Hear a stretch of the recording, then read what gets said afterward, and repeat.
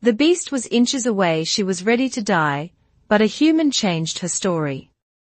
The sky bled violet over Valara's shattered horizon, its twin suns drooping like tired eyes behind a wasteland of skeletal spires and groaning metallic wreckage. The air smelled of scorched minerals and something far less poetic.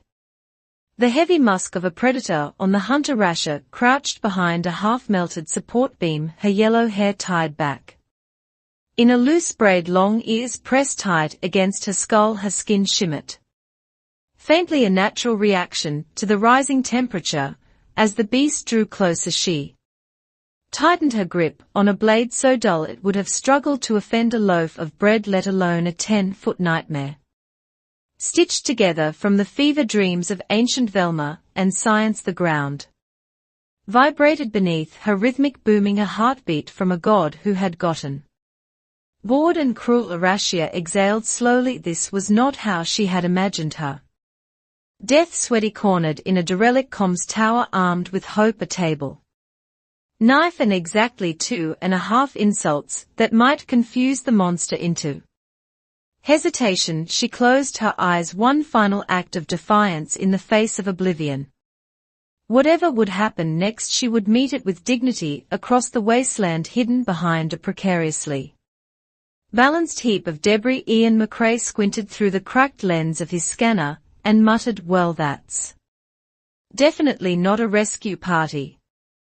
The reading spiked, biomass density off the charts, radiation levels flirting with why not just grow a third already, and seismic feedback suggesting a creature roughly the size and weight of a drop ship. Ian adjusted the scanner, slapped it when it fizzed, and weighed his options. He could turn around, hike back to the safety of his crash pod, and eat 3 more days' worth of those horrifyingly orange protein bricks, and this was the part of the plan that reared of terrible ideas. He could run toward the thing currently making seismic art out of the landscape. The decision was made for him when the wind shifted, carrying a faint signal to his comms receiver, static broken words and something unmistakably alive, a voice, and not just any voice, the clipped musical cadence of a Velmaran woman. "Oh hell," Ian muttered, adjusting the battered plasma spear slung across his back. "Guess it's another Tuesday." He vaulted over the debris, boots crunching on the brittle glassy surface of Valara's ruins. The spear hummed to life, a sullen blue glow barely illuminating the swirling dust as he ran. Ian's mind helpfully supplied a running commentary. "You're about to get eaten, probably, definitely. You, my friend, are the dictionary definition of bad choices." He skidded around a collapsed bulkhead and saw her. A woman crouched like a wounded falcon, head bowed, weapon ready, poised on the trembling edge of disaster, and between her and survival a creature born of metal flesh. And whatever happened when ethics took an extended coffee break, Ian didn't think thinking was a luxury he had abandoned somewhere around the second explosion of the day. He let out a whoop that was, technically speaking, more panic than strategy in charge. The monster turned, a grotesque mass of chitin and cybernetic limbs, one eye glowing red, the other a pulsing array of sensory nodes that zeroed in on Ian with unsettling precision. "Hey, ugly," Ian yelled, voice cracking slightly. "Over here, come get your daily recommended serving of idiot." The monster obliged. With surprising enthusiasm, Araja's eyes snapped open just in time to see a human barreling into the fray like a badly programmed rescue drone. His armor was a patchwork of mismatched plates, his helmet dented enough to qualify as modern art, and his weapon looked about 2 seconds from catastrophic failure, yet somehow, through a combination of sheer momentum, luck, and what appeared to be the world's worst cartwheel, Ian managed to plant the spear's tip squarely into the creature's exposed underbelly. Plasma surged, the beast howled, flailing in a cacophony of screeching metal and burning sinew before collapsing with a final earth-shaking thud. Silence fell Dust hung in the air like ghostly confetti. Ian staggered upright, wiped a trickle of blood from his eyebrow, and turned to Horatia, with a crooked grin. Hey there, you look like you could use a friend, or a much better weapon. Horatia blinked, stunned. Then, despite herself, despite everything, the corner of her mouth twitched upward. The tower groaned ominously. Ian's grin faltered. Okay, full disclosure, I'm not great at this heroic timing thing. So maybe we run now, he suggested brightly. The ceiling answered by dropping a sizable chunk of debris where Ian had been standing a heartbeat earlier. He yelped, grabbing Horatia's hand without waiting for permission and bolting through the crumbling wreckage. They stumbled into the open wasteland, panting, coughing, and laughing, the kind of half-mad laughter that comes only after nearly becoming a meat pancake. Horatia jerked her hand back and turned to him, speaking in careful, accented standard. You are chaotic. Thank you, Ian beamed. I try. They stood there for a moment, two fugitives in a world gone mad, a human man, an woman with stars in her hair, an old sadness in her eyes. Horatia studied him, his ragged armor, his easy grin, the spark of madness or courage, though she wasn't sure yet, in his gaze. Trust was a dangerous thing, but so was loneliness. The ground rumbled again in the distance, not a beast this time, but a storm rolling over the broken mountains, dark and electric. Ian followed her gaze. Inside, oh great Velaran, thunderstorms. $10 says the rain's acidic. Horatia arched an elegant brow. What is $1? Ian opened his mouth, then closed it again. It's a long story, tell you over non-acidic beverages if we survive the next 10 minutes. For a heartbeat, the universe balanced on the knife edge between mistrust and necessity. Then Horatia, with a shrug that was almost imperceptible, stepped closer, nodding once. A silent pact. Right, Ian said, adjusting the plasma spear's ruined shaft. First order of business, find shelter. Second order of business, explained sarcasm. Third order of business, not die. Horatia tilted her head thoughtfully. You are optimistic. I prefer to think of it as delusionally confident, Ian quipped. Together they trudged toward the looming broken hills, two mismatched figures silhouetted against the swirling storm. Torn sky. Valara groaned and shifted beneath their feet, a world as wounded and stubborn as its newest, unlikeliest companions. The storm was coming fast, but so was something else, something harder to name. The first fragile threads of trust spun thin, but gleaming between two lost souls, too stubborn to die and too foolish, or too brave to walk alone. And somewhere deep in the ancient guts of Mara, forgotten things stirred, sensing change. The storm rolled in with a sullen grumble, as if the sky itself were contemplating whether to murder them outright, or merely inconvenience them for a few miserable hours. Ian squinted upward as the first fat, sizzling raindrops splattered around them, each one leaving a smoldering pit in the cracked ground. Acid rain, he said cheerfully. Called it pay up. Horatia gave him a sidelong look, unreadable. I did not bet well. Now you owe me -$10. That's how gambling works where I'm from. Ian flashed her a grin. Horatia's long ears twitched in faint disbelief, but she said nothing, pulling the ragged hood of her cloak over her head. The cloth hissed where the rain struck it, but held fabric. Ian thought, impressed. Probably something fancy like nanoweave or self-repping synth fiber, both of which were about 100 tax brackets above anything he owned. They hurried across the ruins, weaving through the skeletal remains of once great towers and toppled statues half buried in the ashen soil. In the near distance, a skeletal mass of structures rose, an old cargo station by the look of it, hunched and brooding against the darkening horizon. Ian pointed toward it. Shelter, unless it's haunted, in which case I'm totally okay with fighting ghosts. Add some variety.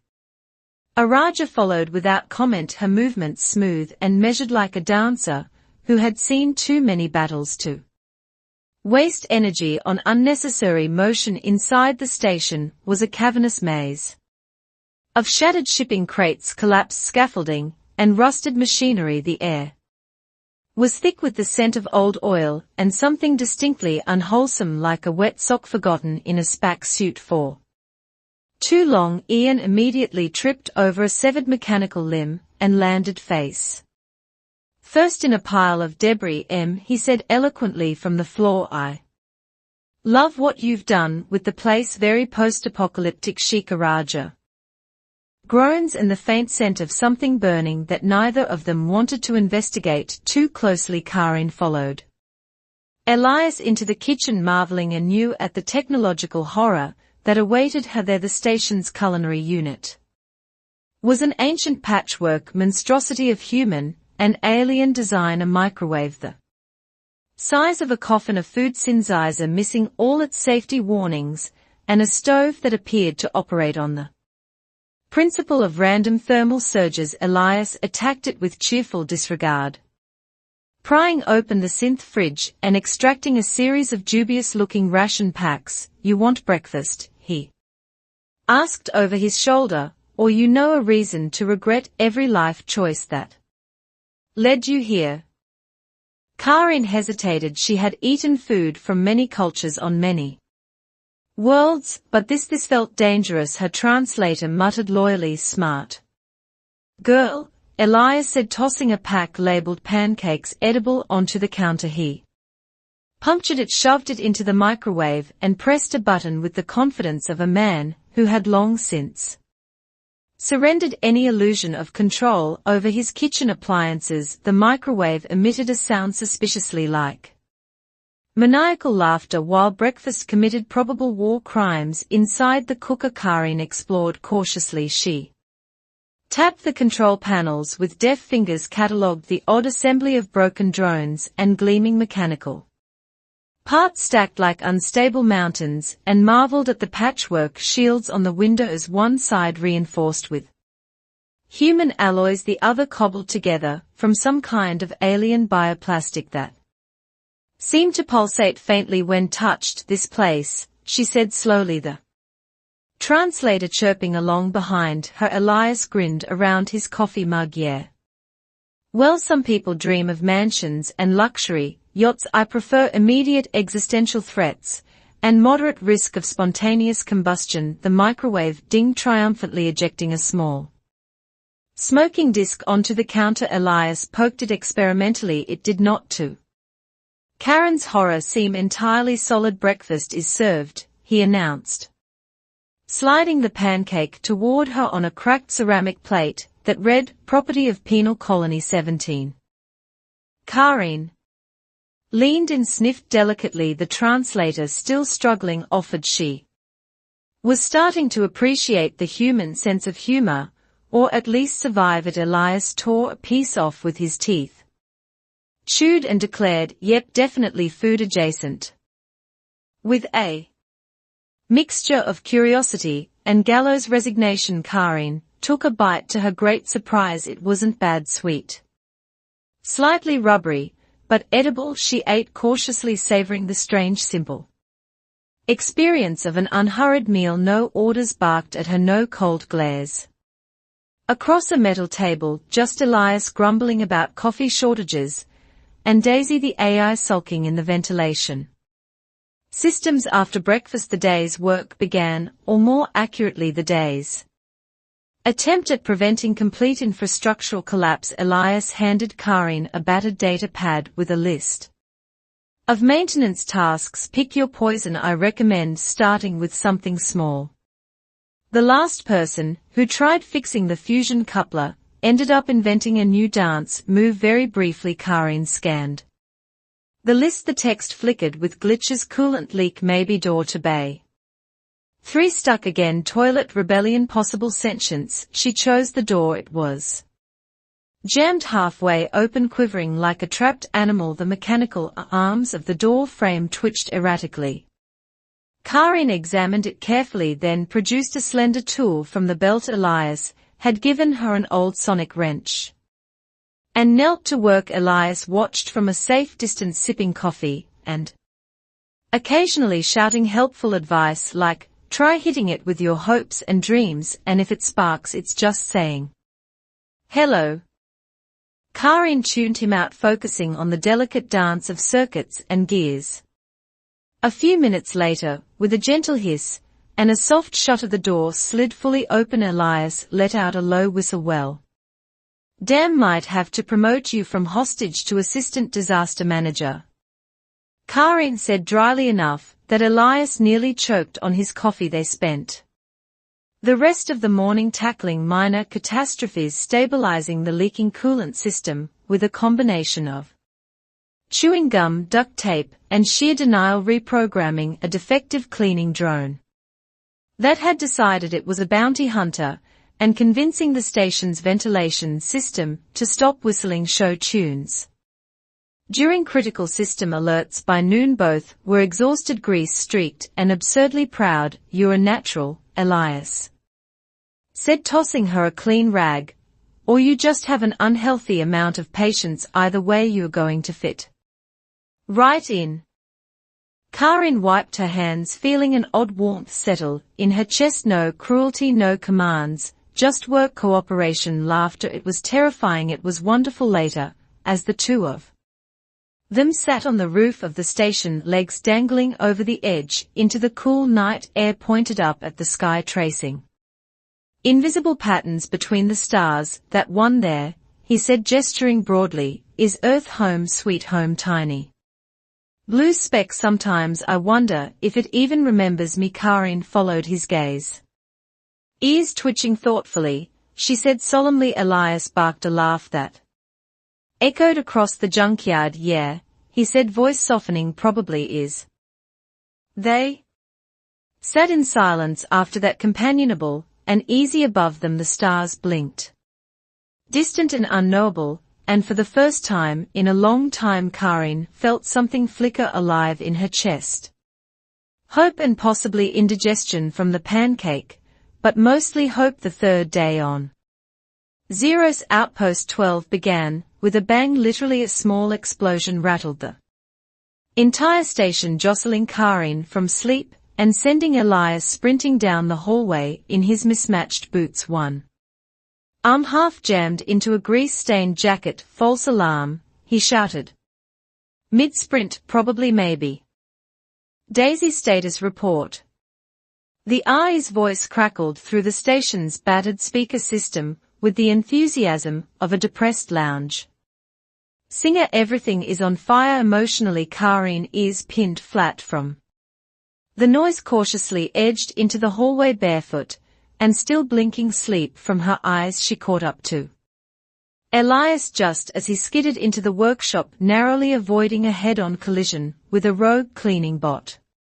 Spinning madly in circles at the center of the chaos, surrounded by a halo of charged circuitry and smoking metal, was a compact device that looked suspiciously like it had once been a perfectly functional power converter. Elias surveyed the wreckage, hands on hips, nodding sagely. "Well, there's your problem." Karin raised an eyebrow. "Look," Elias said defensively, "it was either the power converter or my one good coffee machine. A man has priorities."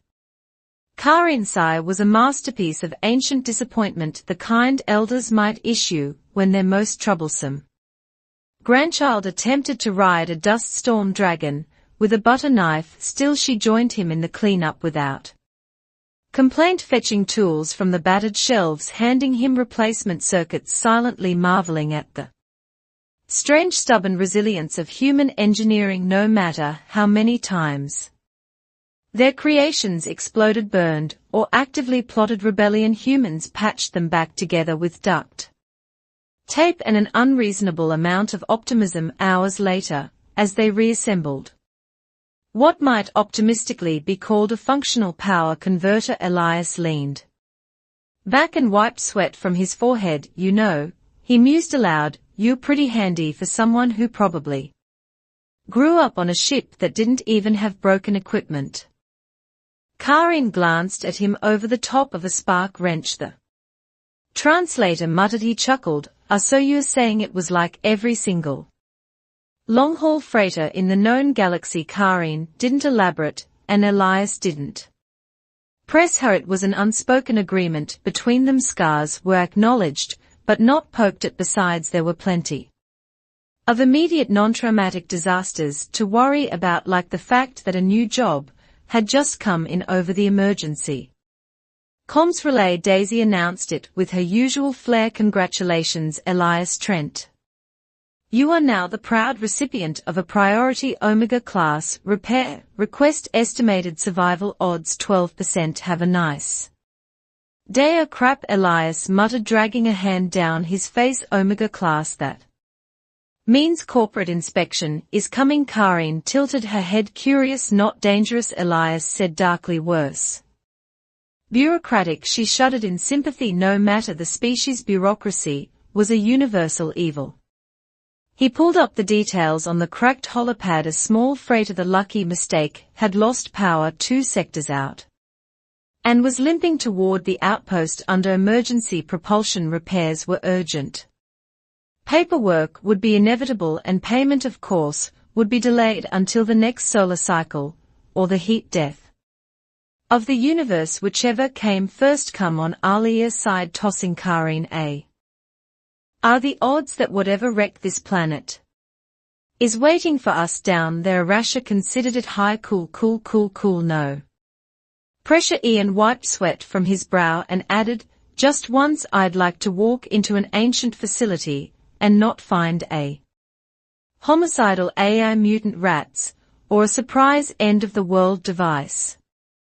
Hope is irrational, Aurisha said matter-of-factly. Lady, irrational hope is basically my whole business model. They reached the base of the ridge just as one of the hulking forms behind them let out a metallic ululating roar that made Ian's skin crawl. Whatever they were fast, and they were hunting. We need a distraction, Ian panted, scanning the rubble-strewn field for anything useful. His eyes landed on a cracked fusion battery lying half-buried under a pile of scrap. He pointed. That can you make it explode? Arasha gave him a look of pure, exasperated professionalism. Of course. She sprinted to the battery, pulling a small multi-tool from her belt. Sparks flew as she worked, fingers deft despite the urgency. Ian did what he did best, made noise. He shouted, whistled, banged a broken pipe against a fallen girder, anything to draw the attention of the monstrous shapes behind them. The plan worked a little too well. One of the creatures, a grotesque fusion of organic muscle and mechanical plating, peeled off from the main group and came barreling straight toward him, howling in a voice that sounded like grinding gears and shredded lungs. Arasha, Ian yelped. Done, she shouted. Ian dove sideways, just as Arashia triggered the battery. A pulse of white-hot plasma roared into the air, the explosion bright enough to cast the surrounding ruins into stark relief. The creature reeled back, shrieking, while Ian and Arasha bolted for the outpost. With every scrap of speed they had behind them, the creatures regrouped, their furious roars shaking the ground. Ahead the outpost loomed, battered, broken, but still standing, a promise of safety, a promise of answers, or maybe just another set of problems, but whatever lay ahead. Ian and Arashia were running toward it together, stubborn, reckless, and bound by something stronger than fear, survival, trust, and the tiniest, most absurd flicker of hope, even if that hope, Ian thought grimly, involved getting eaten by robotic mutant monsters. Before lunchtime, the outpost greeted them like a battered old dog, suspicious, half-collapsed, and very possibly infested with something unpleasant. The domes that once gleamed with polished alloy were cracked and scorched, their surfaces pitted with old impact wounds. Vines, they could even be called that, more metal than plant, had begun to crawl up the sides, wrapping the structures like mechanical serpents. Reclaiming their territory, Ian staggered up the last slope, clutching a stitch in his side. Remind me to file a formal complaint, with I don't know physics for making uphill running so. Impossible. Araja barely winded, cocked a long ear at him. You are inefficient lady, I'm a finely tuned machine, he wheezed. A vintage finely tuned machine. They crossed into the shadow of the outer dome, Ian nervously checking over his shoulder. The creatures were still back there somewhere in the ruined cargo station. He didn't see them now, but he felt their presence like a cold metallic itch on his skin. The main entrance had collapsed under some ancient assault, so they picked their way around the side, finding a smaller service hatch mostly hidden under a drift of ash. Ian gave it a tentative kick. It rattled, but stayed shut. Plan B, he suggested brightly. Without a word, Arasha pulled a slim black tool from her belt, something that looked suspiciously like a dental pick crossed with a laser scalpel. She jammed it into the seam of the hatch, twisted, and with a pneumatic gasp the door popped open. VLAN locksmithing, Ian guessed. Battlefield improvisation, she corrected, stepping inside. The interior was worse, dark, cluttered, smelling faintly of burnt ozone and despair. Broken drones littered the floors like mechanical carcasses, and shattered glass crunched underfoot. Dim strips of emergency lighting still flickered weakly, casting long twitching shadows. Ian stuck close behind her, flashlight bobbing in his hand. If a killer robot jumps out, you're punching it, I'll just scream supportively. The central control room was a sunken oval chamber, surrounded by rows of dead consoles. At the far end stood a massive reinforced door, sealed tight, with a cracked terminal blinking anemic red. Arashia knelt beside the console, frowning. She pressed a few buttons. The screen spat back an error message in Blokyang script. What's it say? Ian asked, peering over her shoulder. She translated grimly. System integrity, critical failure, containment breach, unresolved, manual override required. Ian took a cautious step back. Did you say containment breach? Because that sounds very unpleasant. Slime monster to me. Araja's fingers danced across the terminal. She didn't answer immediately, her face drawn tight with concentration. Finally she said, this facility was designed for biological research. Dangerous research. Define dangerous. Ian swallowed. She tilted her head, thinking, imagine your Earth sharks now. Imagine if someone gave them hyper-intelligence, exoskeletal armor, in the ability to walk on land. Ian turned visibly paler. Okay, good to no filing that under. Reasons to leave immediately. The door's lock hissed and clanked. Arasha stood stepping back as the massive slab of metal began to grind open. A burst of stale, freezing air gusted out, carrying the distinct smell of something ancient and very unhappy to be disturbed. Or we could open it. That works too, Ian muttered. They entered cautiously. The chamber beyond was vast and circular, with rows of containment tanks lining the walls. Most were cracked or shattered, their contents long since escaped or decomposed into foul stains. On the floor only a few tanks still hummed faintly, their interiors swirling with dark viscous fluid. In the center of the room stood something Ian hadn't expected, a holographic terminal flickering erratically above it. A frozen image of Elmoran scientist, her features sharp and severe, her long ears marked with ceremonial rings. Arashia approached, studying the recording. After a moment she touched the terminal. The hologram stuttered, cleared its throat, and spoke. Project ALTHEON. Final log to any who find this containment has failed. Our creation was unstable. It adapted beyond our controls, beyond our safeguards. We attempted to destroy it. We failed. Mara has fallen. The hologram's voice cracked. She looked down at something unseen. If you hear this, run. There is no salvation here, only extinction. The image froze, the last flicker of the scientist's haunted eyes hanging in the cold air. Ian let out a slow, unsteady breath on the bright Sighed at least they left us clear instructions. This time Araj's gaze lingered on the hologram, her mouth tightened and for a heartbeat she looked unbearably alone, then she turned sharply. We need supplies, weapons, data cores, anything we can carry. Ian nodded.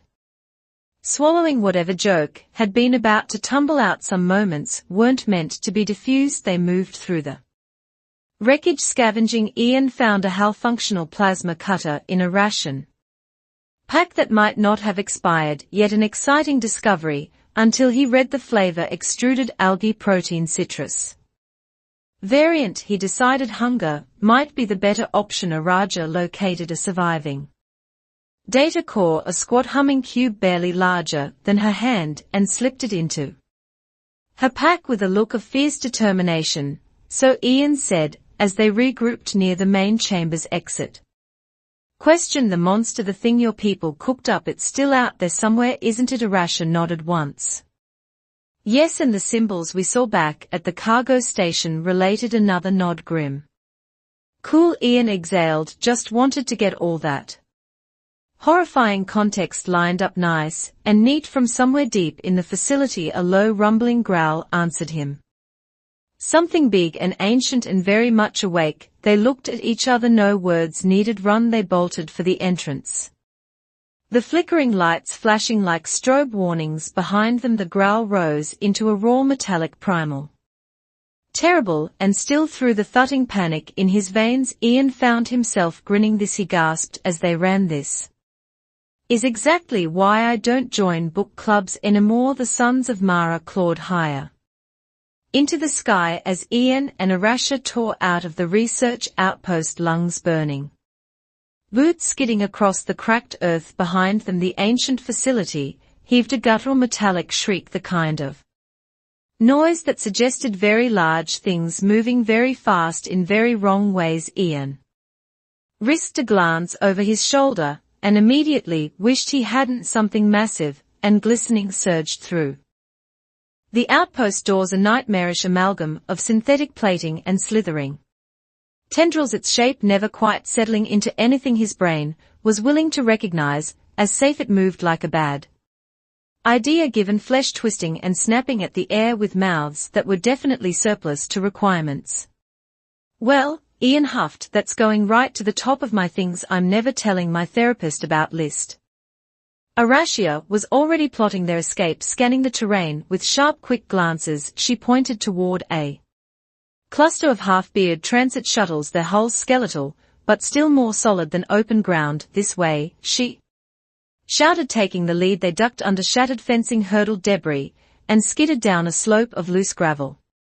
Ian nearly tripped twice, saved only by Araja grabbing the back of his jacket and yanking him upright with alarming efficiency. You're very grabby, he panted. You are very folly, she retorted, not even breaking stride. They reached the nearest shuttle, a once proud interplanetary transport, now rusting like an abandoned toy. Its access hatch hung ajar, a black maw gaping in welcome. Arasha slipped inside first. Ian scrambling after her, he slammed the hatch shut and threw the manual lock, as if that thin piece of steel could hold back whatever cosmic horror was now sniffing around outside. Inside the shuttle was a claustrophobic maze of narrow corridors and dangling wires. Emergency lights sputtered, casting everything in a sickly yellow glow. Arashia moved efficiently, checking systems with the casual air of someone who had survived worse odds. Ian meanwhile busied himself with the important task of not having a complete panic attack. So plan, he asked, voice slightly higher than normal. Arashia pried open a maintenance panel and started tinkering with the exposed circuits. Activate auxiliary thrusters. Launch shuttle, evade pursuit. Ian gave a nervous laugh. Sounds great, love. A good plan that includes the word evade. Just one teeny tiny question, does this flying tin can actually still fly? Arashia didn't look up. 42% chance. Ian's I twitched. So basically the same odds as me cooking pasta without setting off a fire alarm. Good to know. There was a shudder through the hull, a heavy dragging sound outside. Ian held his breath. The creature, or creatures, were circling. Araja slammed the panel shut, and pulled him toward the cockpit. They stumbled into the cramped space, squeezing into cracked leather seats that had clearly not been designed with human comfort in mind. The control array flickered uncertainly. As Arashia powered it up, she barked commands in rapid Velaran, the shuttle groaning in protest.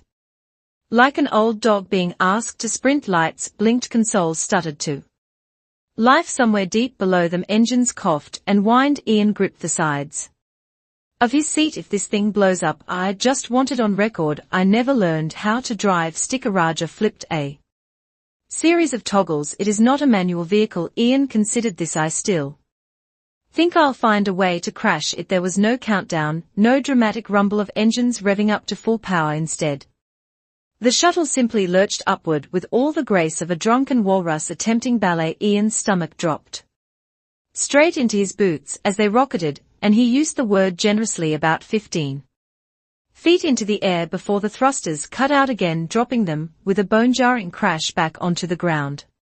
Both of them sat in stunned silence for a moment. Well, Ian managed eventually.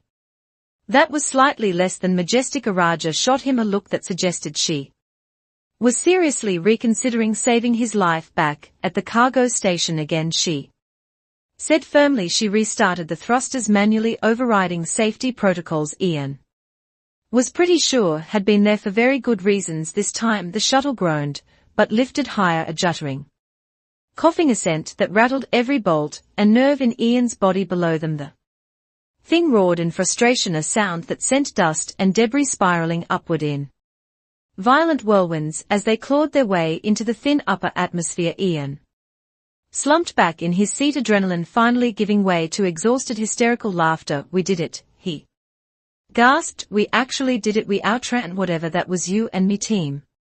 Definitely not qualified.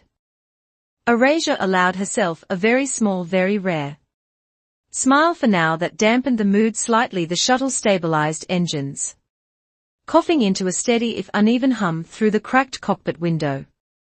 Stretched out below them a wasteland of ruined cities, shattered highways, and the skeletal remains of once mighty spaceports. Ian's smile faded as he took it all in. This planet, it didn't just fall apart, did it? He said quietly. It was broken. Araja nodded, her long ears drooping slightly. Broken, she echoed. By fear, by ambition, by the belief that they could control evolution itself. Ian was silent for a long moment, then he said, voice lighter, but still sincere, for what it's worth, your people made at least one good decision. They made you. Arasha blinked at him, genuinely taken aback. I mean, Ian added quickly, grinning, you're bossy. You have an alarming talent for improvised explosives, and your idea of a good time is surviving near-death experiences, but still solid choice. The corner of her mouth twitched. You are strange, he shrugged. Takes one to know one. The shuttle veered south toward the hazy outline of mountains on the horizon. Somewhere out there they hoped was a working relay station, a chance to call for help, or at least figure out their next move. Below, unseen, the creature prowled the ruins, its many eyes turning skyward. It had not forgotten them, and neither. Somewhere deep down had Vela itself. The shuttle's engines coughed again, protesting. Every mile they forced out of the battered frame panels rattled overhead with a worrying looseness, and every now and then a puff of smoke would squeeze out from somewhere under the controls, making Ian eye the cockpit like it was a ticking time bomb. I feel like we're flying a microwave that's been possessed by a poltergeist, he said, coughing dramatically. Asha focused on the cracked nav display, simply replied, be grateful it flies. I am grateful. Very grateful. I am overflowing with gratitude. I am so grateful I might explode. Ian slapped the dashboard affectionately. See, bonding with the machine, that's a human thing. Maybe it'll feel loved and stop trying to kill us. A groan from the shuttle's hull suggested it had very strong feelings about that idea. They were banking low over what had once been a vibrant city, now a twisted graveyard of metal and glass. Great towers leaned drunkenly against one another, fused together by time and disaster. Broken monstrous coiled through the ruins like the skeletons of giant serpents here and there. The glint of autonomous drones, or what remained of them, caught the sunlight like fallen stars. Ian watched the devastation pass beneath them. This place must have been Incredible. Once Araj's voice was quiet. It was she didn't say more, and Ian didn't push some wounds, didn't like being poked even by well-meaning idiots. Instead he fiddled with the comm system, trying to coax a signal from the wheezing relics of tech. Static hissed and popped through the speakers, punctuated by occasional bursts of something that might have been language or just very angry seagulls. Good news, Ian said brightly, if we are attacked by a horde of hostile white noise, we are ready. Arashia allowed a soft snort. Almost a laugh, there she said, suddenly pointing ahead. Ian squinted on the horizon where the cracked plains met the jagged mountains, a thin silver spire stabbed upward, surrounded by crumbling outbuildings. The relay station, Ian guessed, intact. Arashia confirmed, if we can activate its systems we can send a distress signal. Awesome, just one teensy problem, Ian said, frowning. That thing back at the outpost, it's smart, right? It'll figure out where we are headed. Araja considered this most likely. Wonderful. Ian drummed his fingers nervously on the dashboard. Any backup plans, in case plan A gets eaten? She tilted her head thoughtfully. Plan B is generally to improvise. Ian smiled weakly. Oh good, improvising has worked so well for us so far. The shuttle sputtered one last time, as they neared the station, with a shudder that rattled every bolt in the frame. The engines died and they coasted the last few hundred meters in a long downward arc. Soft landing, soft landing, Ian chanted hopefully, as Arashia wrestled the controls. The shuttle hit the ground with a screech and a lurch that sent both of them bouncing out of their seats. Ian let out a high-pitched squeal that he would later deny ever making. When the dust finally settled, they staggered to their feet, bruised but alive. Technically, Ian wheezed, still a landing. Technically,